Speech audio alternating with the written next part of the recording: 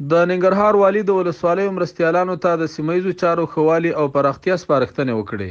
د ننګرهار والي حاجي ملا محمد نعیم اخوند د دې ولایت د 22 ولسوالیو مرستیالانو سره په ناسته کې د سیمایي چارو لا ښه والي او پراختیا او په درېیمې واحدونو کې د اصولو له مخې د ښې حکومتولۍ رامنځته کولو سپارښتنې وکړې.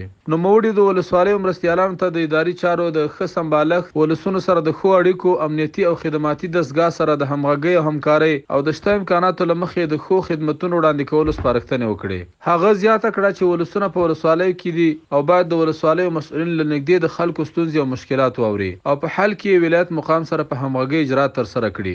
د وویل چې ولسوالۍ د خدماتو وړاندې کول لومړنۍ مرجع دي او باید د ولسونو لومړیتوبونه په نښه او سکتوري ادارو سره په حل کې ګډې هڅې ترسره شي. د ننګرهار والي همداراز په بیلابیلو برخو کې د ولسوالیو د مرستیالانو ستونزې او وړاندیزونه واوریدل او دوی ته د هر راز همکارۍ او همغږۍ ډاډ ورکړ. د ولسوالیو مرستیالانو د ننګرهار والي ته په ټولو قانوني چارو کې د ښو اجراتو ډاډ ورکړ او زیاته کړه چې لارښوونې او هدایت به په مؤثر ډول تعقیب کړي.